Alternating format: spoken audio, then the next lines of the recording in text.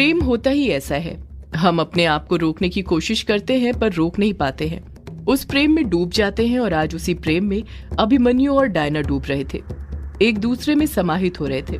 इस तरफ पंचम गांव में युग, कायर और कछुआ तीनों की जान हलक में थी। वो तीनों ताबूत के पास खड़े हुए थे। उन्हें अभी भी छन छन की आवाज सुनाई दे रही थी, पर दिखाई कोई नहीं दे रहा था। कायर के हाथ पैर तो अभी भी डर के मारे थर थर कांपे जा रहे थे। कमरे के अंदर मौत का मंजर फैला हुआ था। कायर धीरे धीरे हकलाते हुए कहता है, ये कैसी आवाज आ रही है? कछुआ भी डरते हुए कहता है, अभी तो बताया तुझे कि ये छन छन की आवाज पायल की है। कायर पलट कर कहता है, वो तो मुझे भी पता है, पर मैं ये पूछ रहा हूँ कि ये आवाज आ कहाँ से रही है? युग मूर्ति बने हुए ही अपने हाथ से सामने की तरफ इशारा करते हुए एक लंबी आह भरते हुए कहता है, वहां से, वो देखो जरा। जिस तरफ युग ने इशारा किया था, जब कायर और कछुआ उस तरफ अपनी नजरें करते हैं तो उनके पैरों तले जमीन खिसक जाती है। उनका दिल जोरों से धड़कने लग जाता है। उनके सामने अंधेरे में एक औरत खड़ी हुई थी, जिसने सफेद रंग की साड़ी पहनी हुई थी, जिसका बॉर्डर हरे रंग का था, जो अंधेरे में अलग ही चमक रहा था। अंधेरे में खड़े होने के कारण उस औरत का चेहरा दिखाई नहीं दे रहा था। उस औरत ने अपनी सुडौल लचीली कमर के ऊपर सोने का अनोखा कमरबंद पहना हुआ था। वो छन छन की आवाज पायल से नहीं, बल्कि उसी कमरबंद से आ रही थी। पैर तो उसके दिखाई ही नहीं दे रहे थे। उसने इतने नीचे तक साड़ी पहनकर रखी हुई थी, जिस कारण ये बताना मुश्किल था कि उसने पैरों में पायल पहनकर रखी हुई थी या नहीं। उस औरत की मोटी गुथी हुई चोटी थी, जो उसके सिर के ऊपर हवा में लटक रही थी। वो चोटी छत की तरफ जा रही थी और छत में फैले अंधेरे में ही मिल रही थी। उस चोटी का छोर दिखाई नहीं दे रहा था, जिस कारण ये बताना मुश्किल था कि वो चोटी कितनी लंबी थी। वो चोटी ऊपर जाते हुए छत के अंधेरे में ही लिप्त हो रही थी। वो औरत गुस्से से डरावनी आवाज में हुंकार भरे जा रही थी। कायर कांपते हुए कहता है, ये कौन है? कछुआ ना में अपना सिर हिलाते हुए कहता है, पता नहीं यार कौन है। वो औरत डरावनी आवाज में कहती है, चले जाओ यहाँ से, चले जाओ। जब युग, कायर और कछुआ उस औरत की डरावनी आवाज सुनते हैं तो उनके दिल का खौफ और बढ़ जाता है। वो औरत फिर डरावनी आवाज में कहती है, चले जाओ यहाँ से, मैंने कहा चले जाओ। वो औरत बार बार अपनी डरावनी आवाज में यही सब बड़बड़ाती जा रही थी। उस औरत की डरावनी आवाज सुनकर कोई भी स्पष्ट रूप से कह सकता था कि वो कोई मामूली औरत नहीं थी, बल्कि कुछ और ही थी। वो इस लोक की तो कहीं से नहीं लग रही थी। कायर डर के मारे युग का हाथ पकड़ते हुए कहता है, चल युग, चलते हैं यहाँ से। तूने सुना नहीं उसने क्या कहा? वो हमें जाने के लिए बोल रही है, हमें यहाँ से निकलना चाहिए। वो औरत फिर गुस्से से कहती है, जाओ, चले जाओ यहाँ से। युग उस औरत की आवाज को गौर से सुनते हुए मन में सोचने लग जाता है, ये आवाज तो सुनी सुनी लग रही है, पर मैंने ये आवाज इससे पहले कहाँ पर सुनी है? मुझे कुछ याद क्यों नहीं आ रहा? कहाँ पर सुनी है मैंने ये आवाज? युग को वो आवाज सुनी सुनी लग रही थी। युग यही सोचते हुए कहीं खो सा गया था। उसे ऐसा लग रहा था जैसे उसने वो आवाज अपने अतीत में कहीं ना कहीं तो जरूर सुनी थी। युग के बगल में खड़ा कछुआ अंधेरे में उस औरत का चेहरा देखने की कोशिश कर रहा था, पर वो नहीं देख पा रहा था। उसे अंधेरे में कुछ दिखाई दे रहा था तो सिर्फ वो चमकदार कमरबंद जो उस औरत ने अपनी कमर पर बांधा हुआ था। वो औरत फिर डरावनी आवाज में कहती है, मैंने कहा चले जाओ यहाँ से, या फिर मरो मेरे हाथों से। कायर डरते हुए कहता है, नहीं नहीं, मैं मरना नहीं चाहता। तुम चाहती हो ना हम यहाँ से चले जाएं, तो हम चले जाएंगे, हमें कुछ मत करना। कायर फिर युग की तरफ देखते हुए कहता है, युग तू सुन नहीं रहा क्या? वो कब से हमें यहाँ से जाने को बोल रही है, हमें यहाँ से चले जाना चाहिए, चल तू। युग कायर से अपना हाथ छुड़ाते हुए कहता है, नहीं, मैं कहीं नहीं जाने वाला, अपने पापा का शरीर लिए बिना तो कहीं नहीं। इतना कहकर युग उस ताबूत को हाथ लगाने लग जाता है। जैसे ही युग ताबूत को छूता है, वो औरत गुस्से से चीखती है, नहीं। उस औरत की चीख से पूरा कमरा गूंज जाता है। उसकी चीख इतनी डरावनी थी कि युग, कायर और कछुआ तीनों के दिल दहल जाते हैं। उन तीनों के एक साथ रोंगटे खड़े हो गए थे। उसकी चीख सुनकर एक पल के लिए युग भी डर जाता है और ताबूत से अपने हाथ पीछे हटा लेता है। उस औरत की चीख बार बार कमरे के अंदर गूंज ही रही थी कि तभी उस औरत की चीख के साथ ही उसकी चोटी जो उसके सिर के ऊपर हवा में लटक रही थी, वो हरे रंग में धीरे धीरे चमकने लग जाती है। वो चोटी जहां जहां पर फैली हुई थी वो हरे रंग में चमकने लग गई थी। देखते ही देखते कमरे की चारों दीवारों के आसपास जहां पर कुछ देर पहले अंधेरा फैला हुआ था, वो जगह भी हरे रंग में चमकने लग जाती है। असल में दीवारों के पास अंधेरा नहीं बल्कि उस औरत की चोटी फैली हुई थी, जो अंधेरा होने के कारण पहले दिखाई नहीं दे रही थी, पर अब जब वो चोटी हरे रंग में चमकने लग गई थी तो दिखाई देने लग गई थी। उस औरत की चोटी इतनी बड़ी थी कि उसने सिर्फ छत नहीं बल्कि फर्श और दीवारों को भी कवर करके रखा हुआ था। उसकी चोटी का सिरा अभी भी दिखाई नहीं दे रहा था। वो पूरा कमरा हरे रंग में चमकने लग गया था। ऐसा लग रहा था जैसे युग और उसके दोस्त किसी कमरे में नहीं बल्कि उसकी चोटी की गुफा के अंदर खड़े हों। उस मोटी हरी चमकती हुई चोटी को देखकर कछुए को याद आने लग जाता है और कछुआ उस चोटी को एकटक नजर से देखते हुए हैरानी के साथ कहता है, महाडायन, महाडायन। कायर डर के मारे हकलाते हुए कहता है, क्या कहा तूने, महाडायन? कछुआ उस औरत की चोटी को ही देखते हुए कहता है, हाँ महाडायन, ये महाडायन ही है। युग कहता है, तू कैसे कह सकता है कि वो महाडायन है? तूने तो उसका चेहरा भी नहीं देखा है।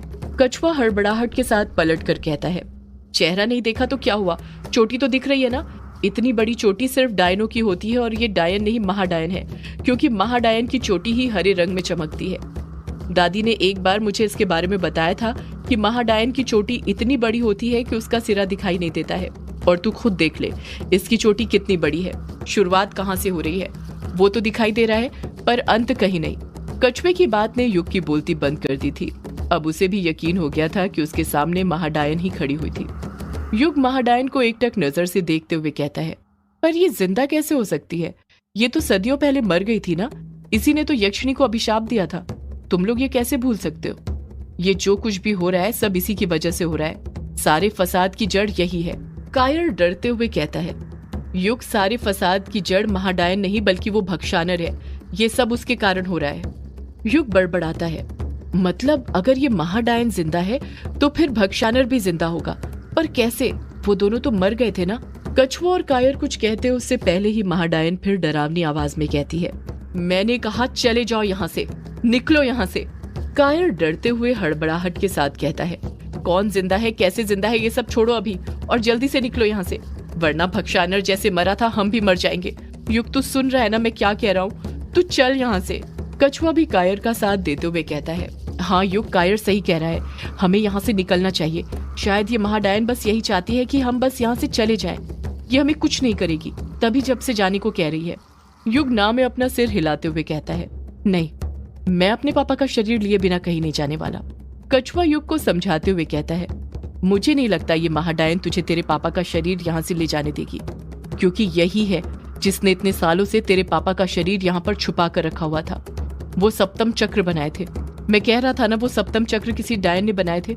असल में वो किसी डायन ने नहीं बल्कि इस महाडायन ने बनाए थे जो इस वक्त तेरे सामने खड़ी हुई है। युग हैरानी के साथ कहता है, इसने वो चक्र बनाए थे पर क्यों? और इसने मेरे पापा के शरीर को इस ताबूत में यहाँ पर क्यों रखा है? कोई कुछ कहता उससे पहले ही महाडायन फिर गुस्से के साथ कहती है, तुमने सुना नहीं क्या, मैंने क्या कहा? महाडायन चीखते हुए कहती है, मैंने कहा चले जाओ यहाँ से। महाडायन की चीख फिर से कमरे के अंदर गूंजने लग जाती है, पर इस बार युग महाडायन की चीख सुनकर डरता नहीं है बल्कि गुस्से के साथ उस ताबूत को पकड़ते हुए कहता है, अपने पापा का शरीर लिए बिना मैं कहीं नहीं जाने वाला। अगर ये महाडायन है तो मैं भी युग हूँ और युग आज अपने पिता का शरीर यहाँ से लेकर जाएगा, चाहे कुछ भी हो जाए। आज मैं इस महाडायन को भी जलाकर खाक कर दूंगा जैसे मैंने इसके चक्र किए थे। इसी ने मेरी यामिनी को अभिशाप दिया था ना, आज मैं वो सारे हिसाब चुकता कर दूंगा। युग की बातें सुनकर कायर मन में सोचने लग जाता है कि युग सच में पागल हो गया है। जब से इसे शक्तियां मिली है इसका कुछ ज्यादा ही घमंड बढ़ गया है। पहले अभिमन्यु से लड़ा और अब इस महाडायन को मारने की बात कर रहा है। बताओ, उस महाडायन को जिसने यक्षिणी को अभिशाप दिया था, जिससे उसे आज तक मुक्ति नहीं मिली है। युग गुस्से के साथ महाडायन को घूरने लग जाता है और अपने अंदर की शक्तियां जागृत करने जाता है। युग अपने अंदर गुस्सा भर रहा था, पर गुस्सा भरने के बावजूद भी उसकी शक्तियां जागृत नहीं हो रही थी। उसके हाथ के निशान नहीं चमक रहे थे, अब उनमें जरा भी मूवमेंट नहीं हो रहा था। युग अपनी कलाई पर बने निशानों को देखते हुए कहता है, ये क्या, मेरी शक्तियां काम क्यों नहीं कर रही हैं? कछुआ युग की कलाई देखते हुए कहता है, एनर्जी युग, एनर्जी।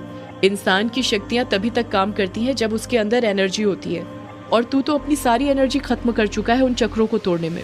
शायद इसी वजह से तेरी शक्तियां काम नहीं कर रही हैं। अब पता चला इसने क्यों वो सप्तम चक्र बनाए थे, ताकि कोई जब तक उन चक्रों को तोड़कर यहाँ तक पहुंचे तो वो इतना थक जाए कि ये ताबूत यहाँ से ना ले जा सके। जैसे ही कछुआ अपनी बात खत्म करता है, महाडायन हंसने लग जाती है।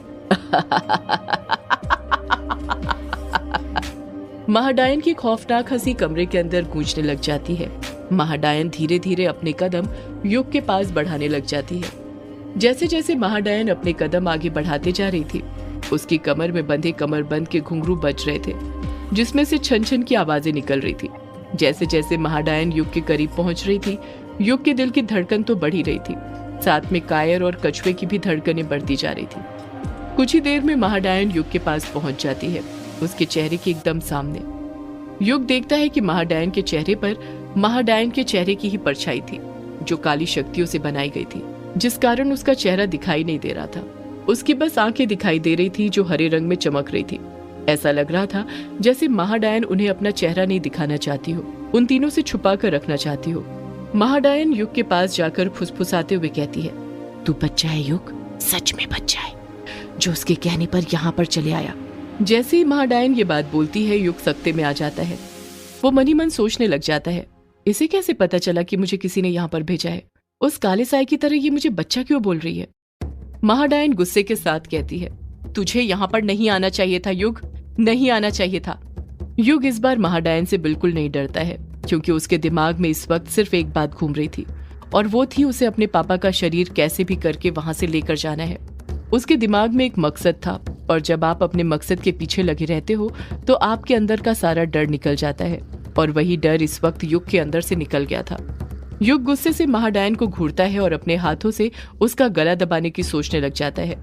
युग के हाथ उसकी गर्दन तक पहुंचते उससे पहले ही महाडायन अपनी हरे रंग में चमकती हुई आंखों से उसके दोनों हाथों की तरफ देखती है, और अगले ही पल अचानक से दो लंबी लंबी चोटियां नाग की तरह लहराती हुई आती हैं, जो युग के दोनों हाथों को तो पकड़ती ही है, साथ में पैरों को भी पकड़ लेती है, जिस कारण युग धड़ाम से फर्श पर गिर जाता है और किसी लाचार की तरह फड़फड़ाने लग जाता है।